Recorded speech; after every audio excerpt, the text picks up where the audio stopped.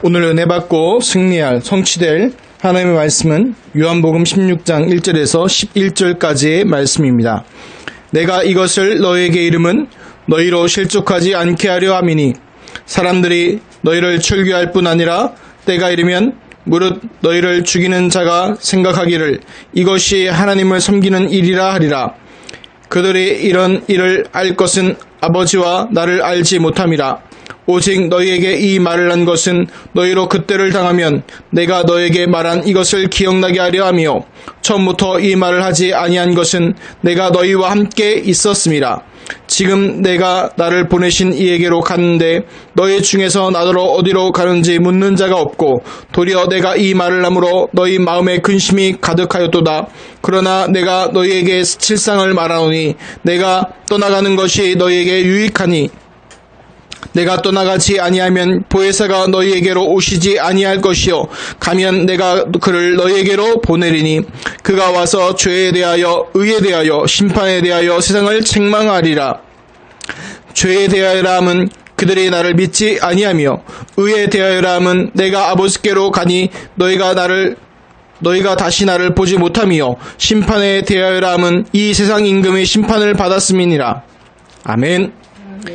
신앙 고백하겠습니다. 주는 그리스도시요 살아계신 하나님의 아들이시니이다. 아멘.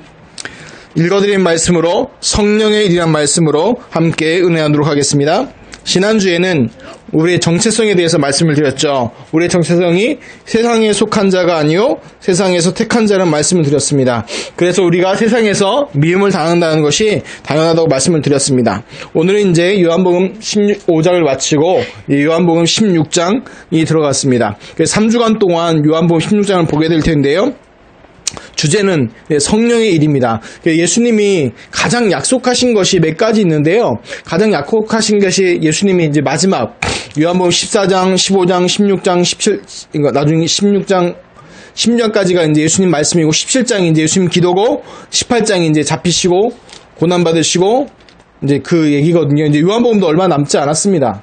이제 올해 안으로 아마 요한복음이 끝날 것 같은데요. 또 하나님께서 다음에 또 어떻게 인도하실지 모르겠지만 중요한 건 이제 그 말씀에서 가장 중요한 약속은 성령에 대한 약속입니다. 그 성령에 대한 약속과 함께 약속하신 것이 이제 기도 응답에 대한 약속이거든요. 그런데 오늘 말씀은 이제 성령의 일입니다. 오늘 성령의 세 가지 중요한 사역인데 죄에 대하여, 의에 대하여, 심판에 대하여 이 말씀입니다. 그래서 왜 이 말씀 먼저 드리냐면 일주일 동안에 이 말씀 통해서 알고 방향 맞추는 축복이 있으시기를 예수 그리스도로 축원합니다. 대부분의 사람들을 보면요 이렇게 얘기합니다. 뭐든지 열심히 해야 된다고 생각하는 사람들이 있습니다. 그 뭐든지 열심히 해야 된다. 물론 나쁜 건 아니죠. 그건 당연한 거죠. 근데 그게 진리는 아니죠. 그런데 문제는 뭐냐, 신앙생활도 세상에다 하듯이 뭐 하려고 그래요? 열심히 하려고 합니다. 그런데 성경에는요 열심히 하라고 나와 있을까요? 성경에는 열심히란 말을 안 나와 있습니다.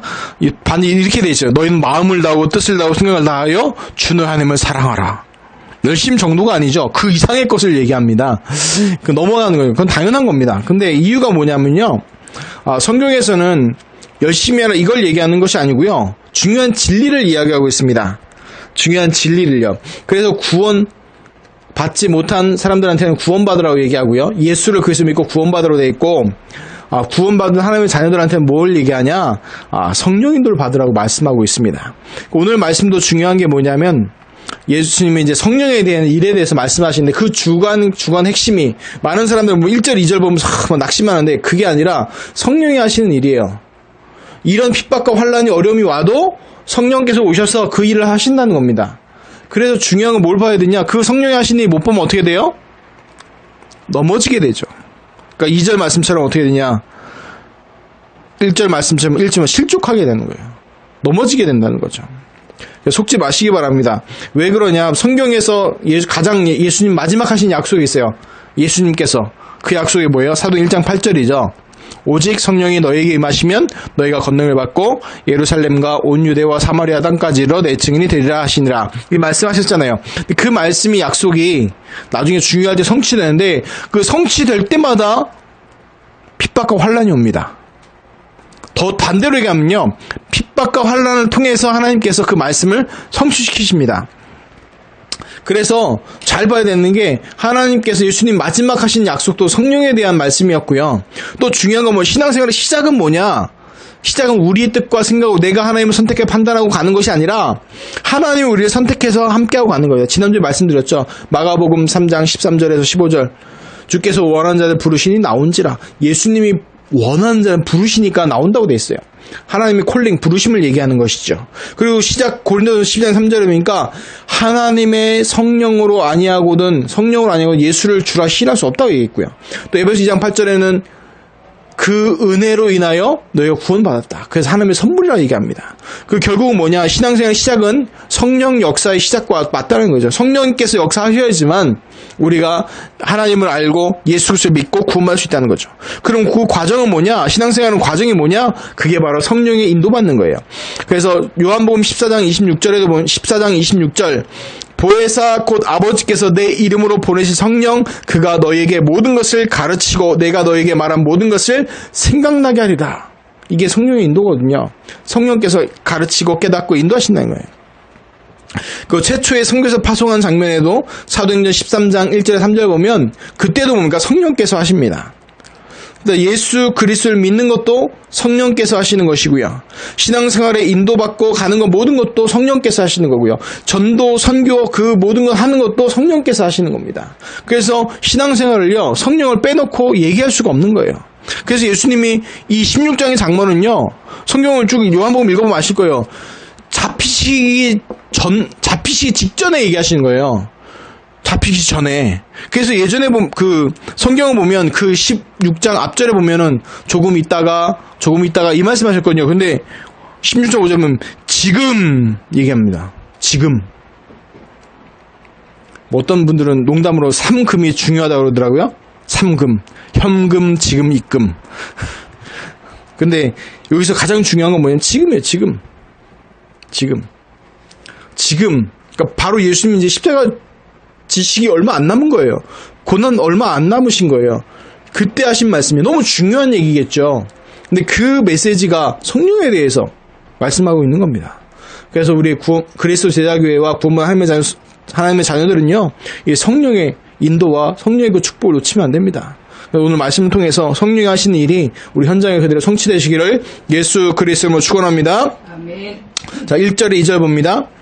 내가 이것을 너에게 이름은 너희로 실족하지 않게 하려 함이니 사람들이 너희를 출교할 뿐 아니라 내가 때가 이르면 무릇 너희를 죽이는 자가 생각하기를 이것이 하나님을 섬기는 일이라 하리라.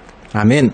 1절에 보니까 이것을 너에게 이름은 이것이 뭐예요? 성령의 그 일도 되지만 핍박받을 것과 고난받을 것을 동시에 얘기합니다. 그래서 15장과 같이 보면은요, 성령께서 오시는 것, 성령의 그 일, 또 핍박받을 것을 동시에 얘기하고 있습니다. 그런데 이것을 먼저 얘기하는 것은요, 뭘로? 너희를 실족하지 않게 함이라. 실족한다는 말의 뜻은 뭐예요? 실족. 다리를 잃어버려요? 다리를 잃어버리면 어떻게 될까요?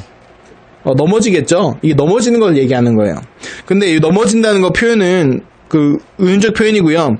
여기서 원래 직접적 뜻은 뭐냐면 두 가지. 하나는 배교. 배교라면요, 예수 그리스도를 거부하는 것. 또 하나는 뭐냐면 죄를 범하는 것. 이 두 가지 뜻인데 무슨 말이냐면 이제 아주 심한 핍박이 와도 넘어지지 말라는 거예요. 아주 심한 핍박이 와서 예수님 배교하지 말라는 거예요. 배교라는 건 뭐냐면 예수 그리스도 거부하고 이제 세상 돌아가는 걸 얘기하는데 그거 하지 말라. 속지 말라는 겁니다. 아무리 심한 핍박이 와도 속지 말라는 거예요. 예수님 미리 제자들한테 얘기하는 거예요. 그런데 2절에 보면 내용에 보면요, 사람들이 너희를 출교할 뿐 아니라, 출교라는 게 보면 교회에서 쫓아내는 것, 그 무리에 쫓아내는 걸 얘기하는데 교회에서 쫓아낸다고 지금으로 얘기하면 별 무리 없죠. 무리 없는 것처럼 보이죠. 그런데 이 당시는요, 이스라엘 그 유대인 공동체에서 완벽한 단절을 얘기하는 거예요. 지금으로 하면 뭐와 비교할 수 있을까요? 직장에 쫓겨나고, 가정에 쫓겨나고, 지역에 쫓겨나고, 아무것도 얘기조차 안 하는 거예요.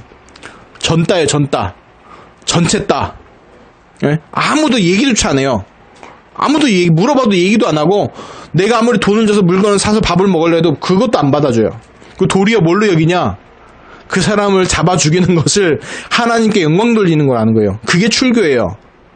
그럼 뭐예요? 유대인 공동체와 완전히 단절, 자기 생명 내놔야 되고요. 이걸 얘기하는 거예요. 그게 출교예요. 출교될 뿐 아니라 또 때가 이르면 무릇 너희를 죽이는 자가 생각하기를 이것이 하나님을 섬기는 일이라 하리라. 하나님 믿는 사람, 전도자들을 핍박하는 게 예수 그리스도 복음 바르게 붙잡은 사람을 잡아 죽이는 것이 하나님 섬긴다고 얘기한다는 거예요. 그런데 생각하는 거 핍박의 정도가 어느 정도냐? 그냥 예수님 믿는다고 그냥 머리 하나 쥐박고 가는 그걸 얘기하는 게 아니라 핍박의 정도는 뭐예요? 잡아 죽이는 거예요. 순교당할 수 있는 거예요. 그런데 이것이 그렇게 잡아 죽이는 게 하나님께 영광 돌린다고 지금은 말도 안 되는 얘기잖아요. 그렇죠? 그냥 상식적으로 얘기해도. 그런데 이게 하나님 섬기는 일이라고 했던 것, 예수님 그렇게 십자가에 죽으셨죠? 제자들 다 순교했죠? 사도 요한은 살아있는 순교하고 또 그 이후로 로마 시대 때는 더 뭐예요? 더 많은 핍박당하고 초대교회가요. 중세교회는요 더 심했죠. 더 심했죠. 이단이라고 이거 하나님 영광 돌린다고 엄청난 사람 잡아 죽이고 또 중세교회 시대 때 크루세이더 십자군 운동 이게 하나님께 영광 돌린다면서 막 사람들 서로 죽이고 그런 일들이 있었죠. 너 지금도 마찬가지입니다. 너 지금 얘기하기 전에 종교개혁 시대 때 보면요 뭐예요? 하나님 말씀으로 돌아가자고 외쳤는데 그 종교개혁자들요 죽이려고 그랬어요. 루터를 그냥 99가지 반박문 99가지 반박문이요.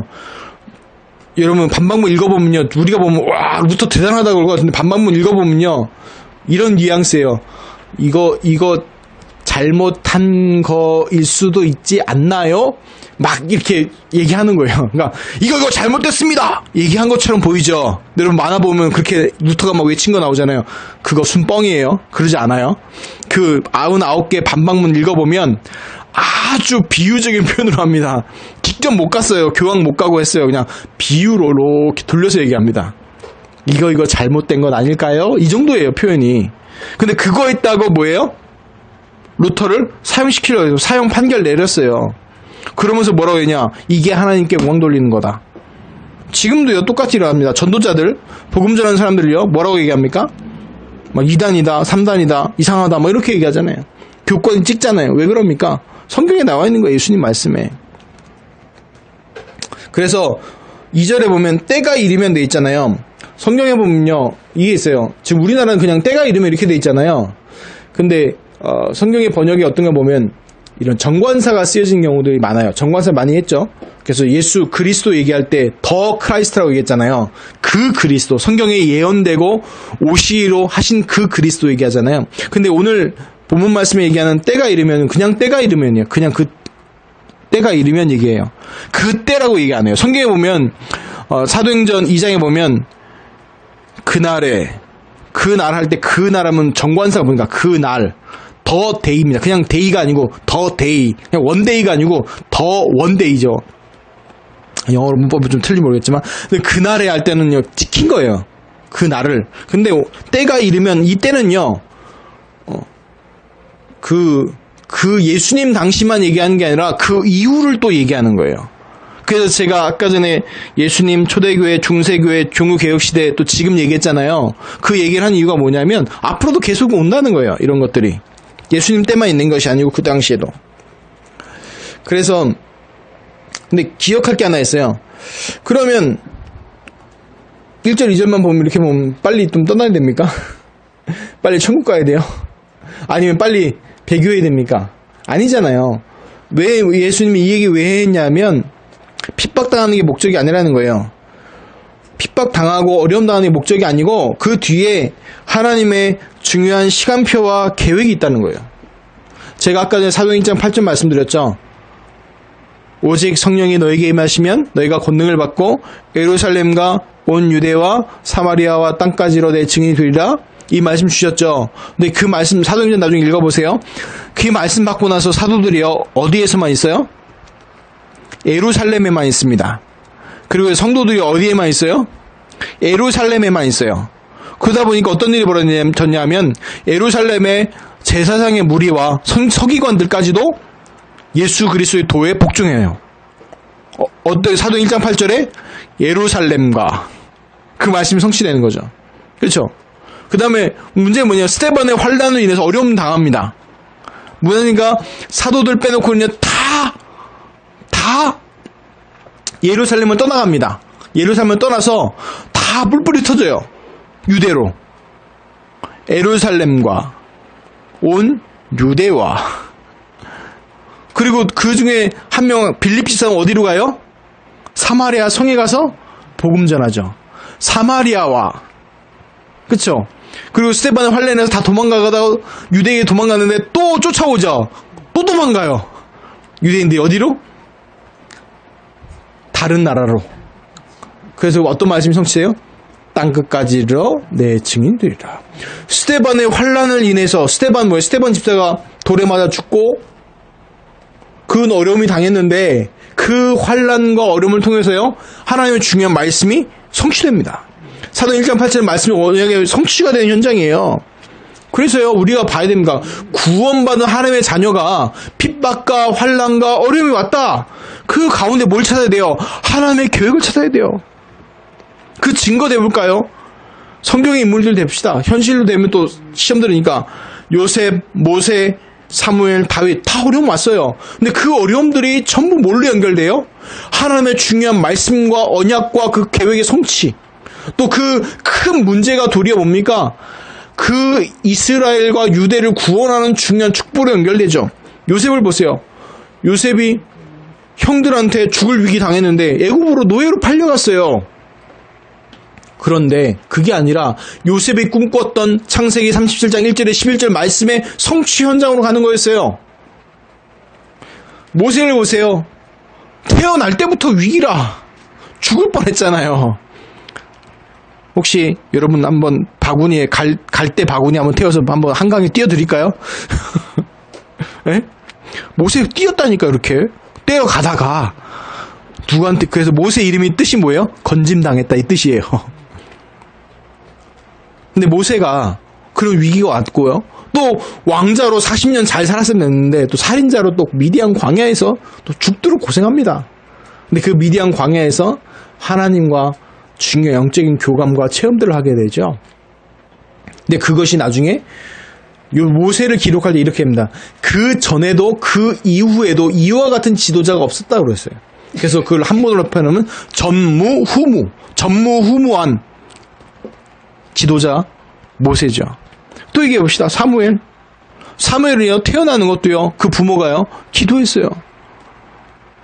나시린의 언약을 붙잡고 태어난 게 사무엘이에요.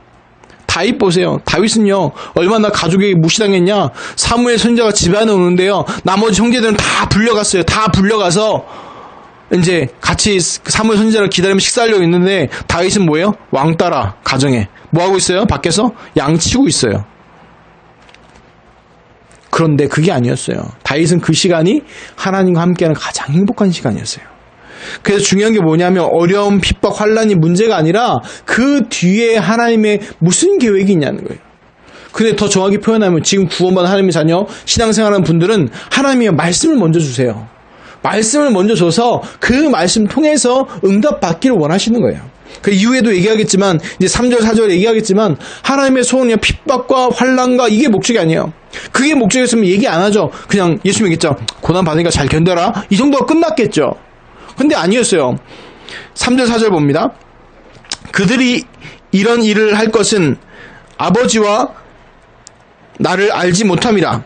오직 너에게 이 말을 한 것은 너희로 그때를 당하면 내가 너에게 말한 이것을 기억나게 하려 함이요 처음부터 이 말을 하지 아니한 것은 내가 너희와 함께 있었습니다.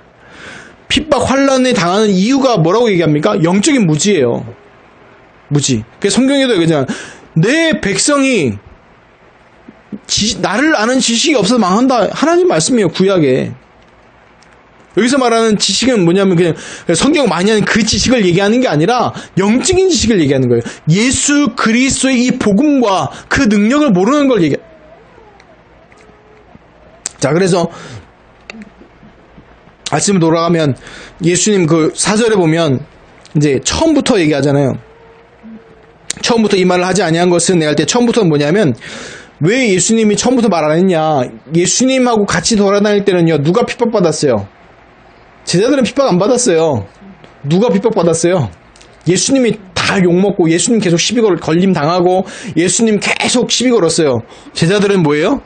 옆에서 구경꾼이었어요. 직접적인 핍박은 안 당했어요. 근데 이제 뭐예요?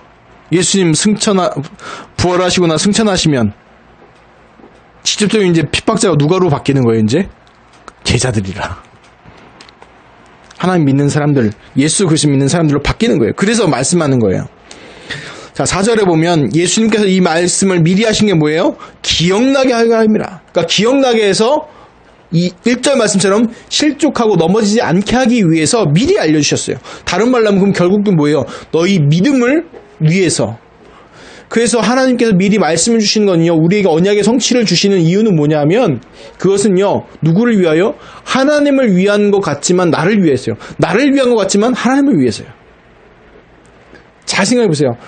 하나님을 위해서 우리가 뭐 한 것처럼 보이지만 결국 누구를 위해서?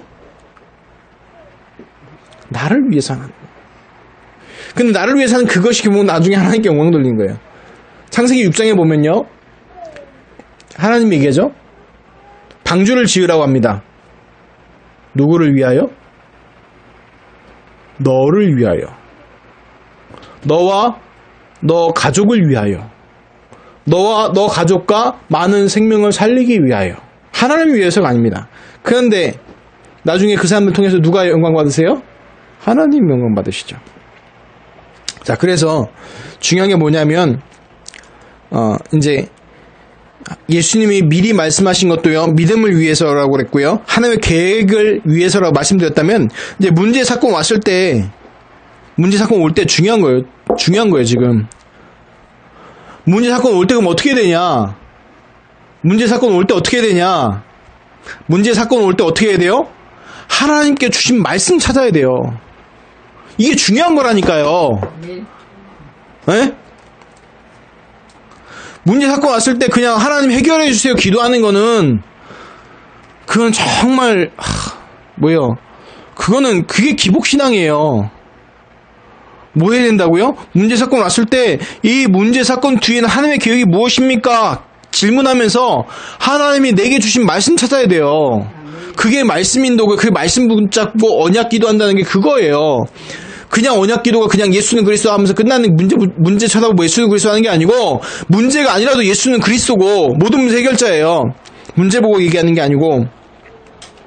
그래서 하나의 방법은 항상 미리 말씀을 주십니다. 그래서 문제 사건 올 때 뭐예요? 말씀 찾아보라는 거예요.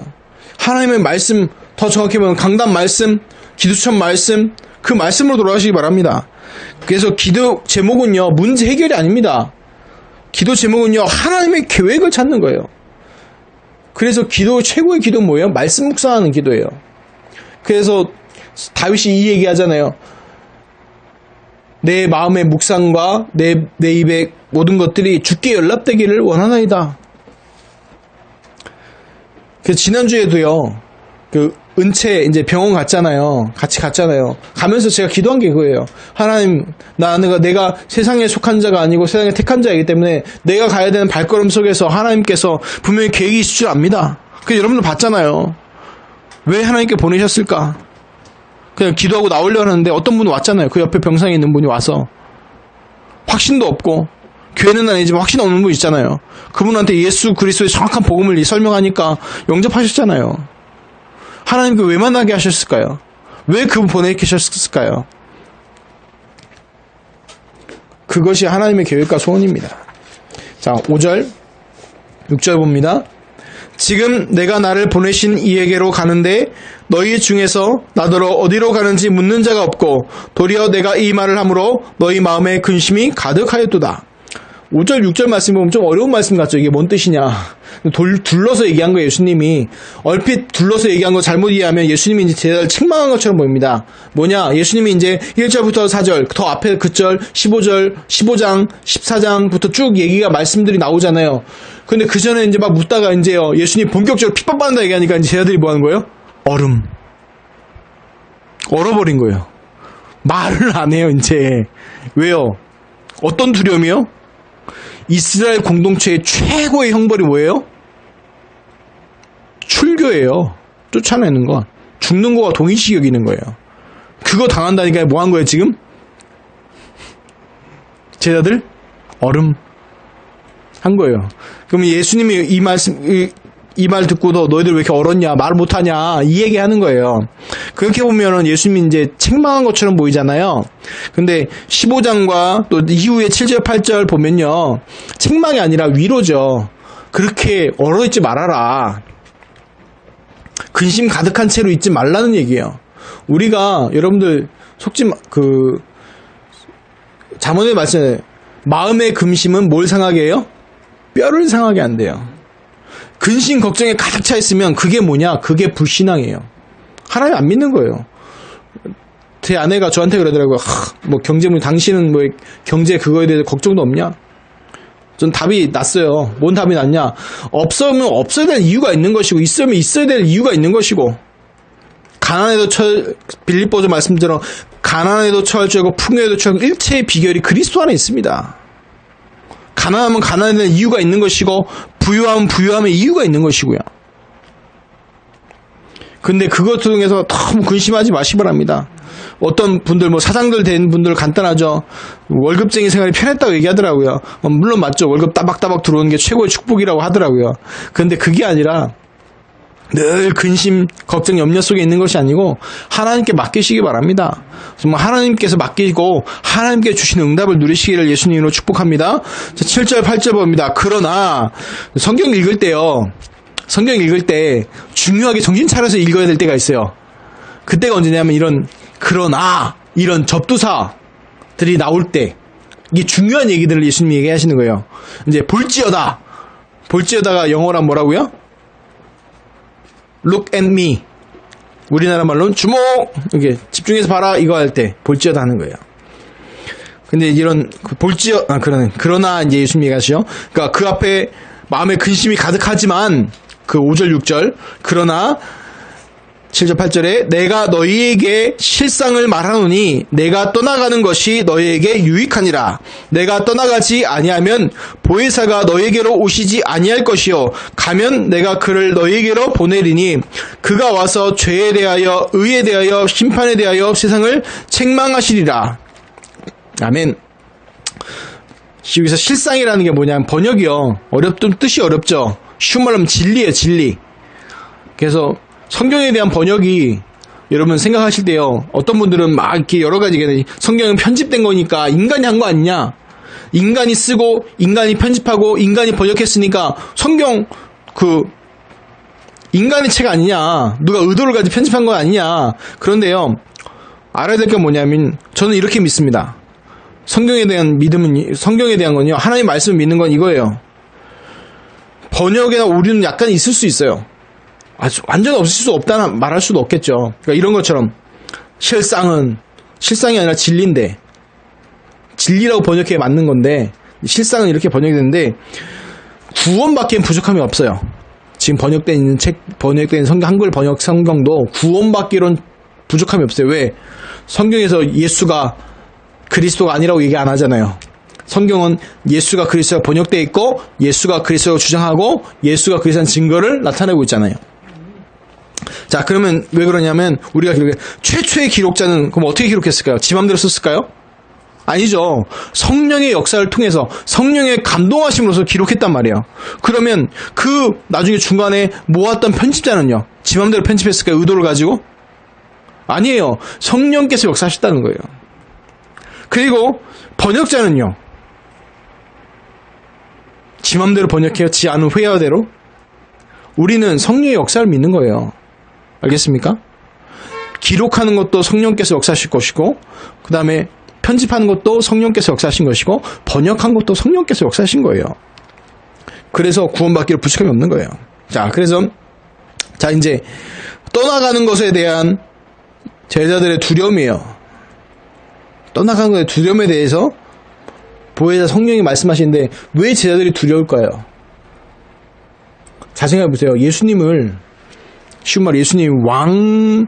위에서 떠나간다고 그랬으면 제자들이요 얼쑤구나 가시라고 그러겠죠. 근데 예수님 이제 꼭 얘기 들어보니까 예수님 죽는다고 그러죠. 핍박받아가지고 그 핍박 당하고 있는 상태고. 그러니까 이 당시 예루살렘의 분위기는 뭐냐면, 나중에 성경을 앞뒤로 잘 읽어보세요. 대제사장과 제사장과 서기관들이 예수님 잡아오라고 명령을 내린 상태예요. 이미 명령을 내린 상태예요. 근데 그거 누구도 알고 있어요? 예수님도 알고 제자들도 알고 있어요. 그 상태입니다. 그래서 근데 그러니까 제자들이 뭐 하는 거예요? 이제 두려운 거죠. 이제 예수님 죽고 나면 그 다음 순서 누구? 생각하면 금방 답이 나오죠. 그 다음 순서 누구? 예수님 다음 누구예요? 제자들이죠. 근데 예수님 뭐예요? 떠나간대요. 아예 또 그 상황 속에서 이제 뭐예요? 보혜사 얘기하시는 거예요. 두려움과 그 마음 떠 있는데 예수님 뭐라고요? 진리는 내가 떠나가는 게 너희들한테 차라리 유익하고 내가 떠나가야지 보혜사 성령이 오셔서 너희와 이거 함께 하실 것이다. 그러면서 하시는 일이 뭐냐? 그가 와서 죄에 대하여, 의에 대하여, 심판에 대하여서 책망하실 것이다 얘기하는 거예요. 그 책망한다는 건 뭐냐면 죄를 깨닫게 한다는 거예요. 어떤 죄요? 죄의 죄를, 의에 대하여 죄를, 심판에 대한 죄를, 그것을 깨닫게 하시는 거예요. 그게 어떤 일이요? 성령께서 하신다는 거예요. 고린도서 12장 3절 말씀처럼 성령으로 인한 자는 누구도 예수를 저주받을 자를 하지 아니하고 성령으로 아니하고는 예수를 주라고 신할 수 없다고 한다고 그랬죠. 그러니까 성령께서 이것을 하시는 거예요. 그래서 어떤 죄도 다 복음 안에서 용서받습니다. 딱 한 가지 죄만 용서받을 수 없다고 그랬어요. 그 죄가 뭐예요? 성령을 방해하는 죄, 성령을 회방죄. 그 이유는 뭐냐? 성령께서 뭘 이루세요? 구원과 그 구원의 중요한 계획과 이것을 이루시는데 그것을 막으면 그런 일들이 온다는 것입니다. 자, 19절에 11절 봅니다. 죄에 대하여라 함은 그들이 나를 믿지 아니하며, 의에 대하여 함은 내가 아버지께로 가니 너희가 다시 나를 보지 못하며, 심판에 대하여라 함은 이 세상 임금이 심판을 받았습니다. 아멘. 말이 어려운데 죄에 대해서는 예수도 좀 쉽게 나오죠. 죄에 대해서는 믿지 아니함이라. 여기서 말한 죄는 뭔 죄예요? 가장 큰 죄는 무슨 죄예요? 잘 생각해 보세요. 분명히 예수님이 십자가에 달리실 때 인류의 모든 죄를요 십자가 위에서 다 담당하셨어요. 인류의 모든 죄를요 다 용서하셨어요. 근데요, 그러면 불신자들은요, 그럼 왜 지옥 가나요? 딱 한 죄예요. 예수를 그리스도로 안 믿는 죄 때문에 지옥 가는 거예요. 멸망당하는 거예요. 그걸 얘기하는 겁니다. 그래서 성령의 오시다는 일은 뭐냐면, 죄에 대하여라면 그들이 나를 믿지 아니하며, 반대로 얘기하면 뭐예요? 성령께서 하신 일이 뭐예요? 회개하고 구원에 이르게 하신다는 거예요. 성령께서 하신 일이 죄에 대하여서 회개하고 구원 이르게 하기 위해서. 그러니까 회개하고 구원, 회개라는 것이 뭐예요? 죄를 자복하는 것, 죄를 내가 잘못했습니다 얘기하는 거죠. 그 죄가 가장 큰 죄의 무슨 죄? 하나님 안 믿는 죄였죠. 예수 그리스도 안 믿는 죄. 결국 뭐야? 하나님 떠난 원죄, 그 죄의 결과로 조상의 죄, 자범죄가 나온다고 그랬잖아요. 그래서 그 죄의 문제가 성령 통해서 해결되는 거예요. 또 의에 대하여 라면 내가 아버지께로 가니 너희가 다시 나를 보지 못하며. 이게 말이 좀 어렵죠. 의가 이게 무슨 상관이냐. 근데 성경을 잘 읽어보면요 연결이 됩니다. 예수님이요 자기를 표현할 때 두 가지 표현했습니다. 자기 누구라 표현했어요? 인자라고 표현하죠. 말 번역하면 뭔 뜻이에요? 사람의 아들이라고 했어요. 동시에 뭐라고 해요? 내 아버지는 라고 얘기하죠. 자기 누구 아들이라고 얘기한 거예요? 하나님의 아들 얘기한 거예요. 그래서 유대인들이 돌로 치려고 그랬죠. 왜 돌로 치려고 그랬어요? 신성 모독이다 하면서 돌로 쳐 죽이려고 그랬어요. 근데 예수님이 여기서 보면 의에 대해서 얘기하면 내가 아버지께로 가니 얘기하죠. 내가 아버지께로 간다는 얘기는 자기 누구란 얘기예요?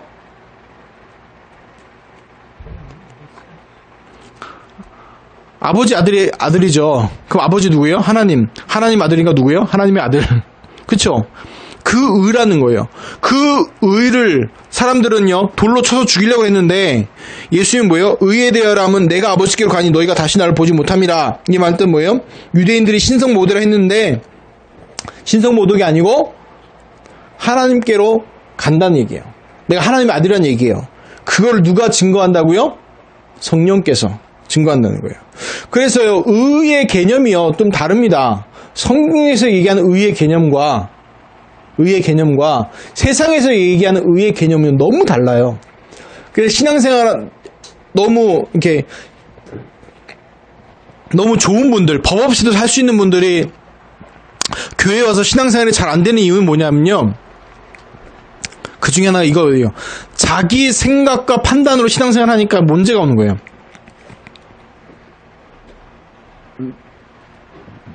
무슨 말이냐?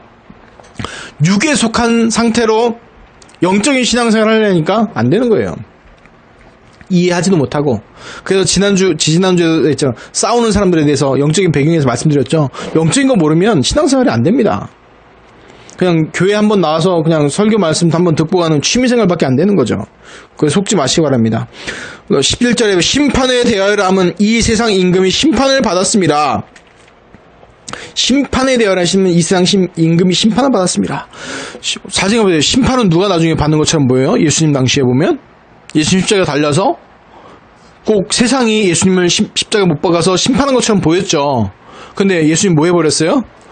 부활해버렸었죠. 부활하셨어요.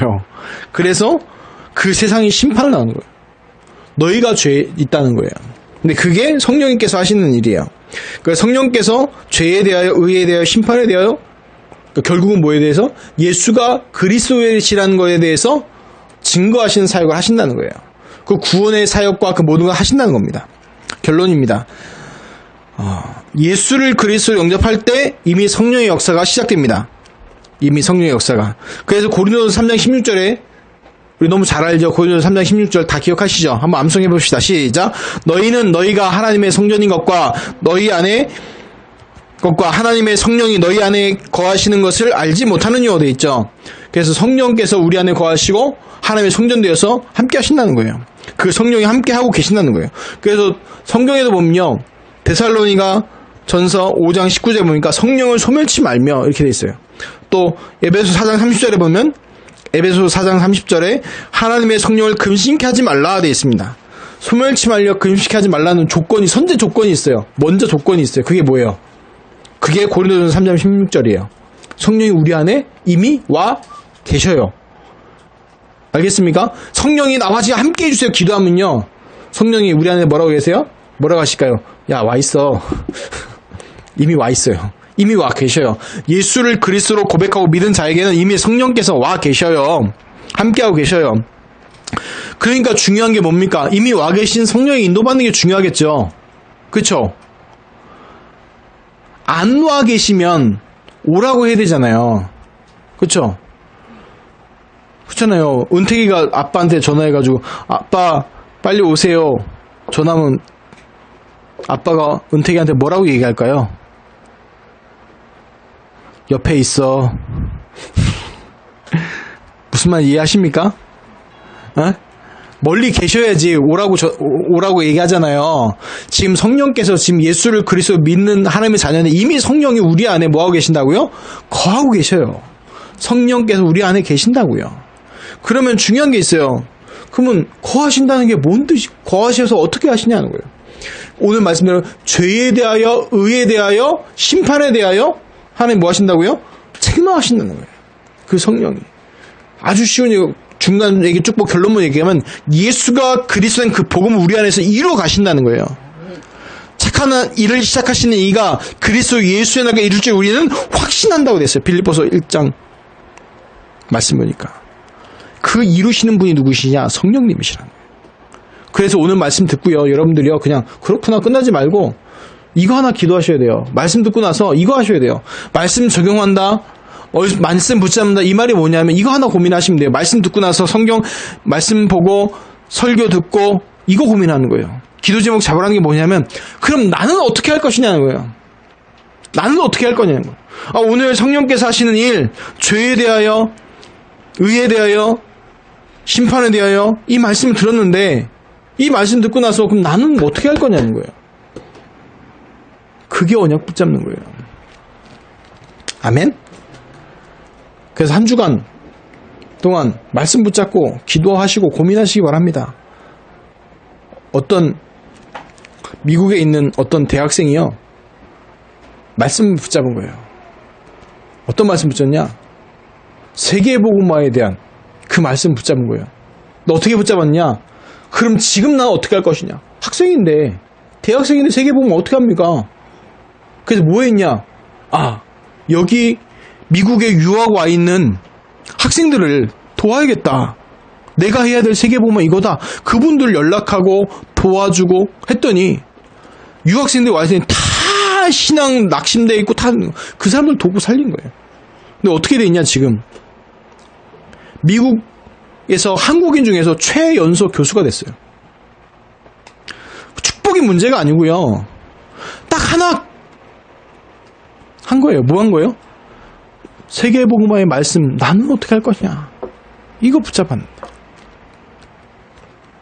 그분에게, 그 교수님의 역사하신 성령은 지금 내 안에 나와 함께하고 계십니다.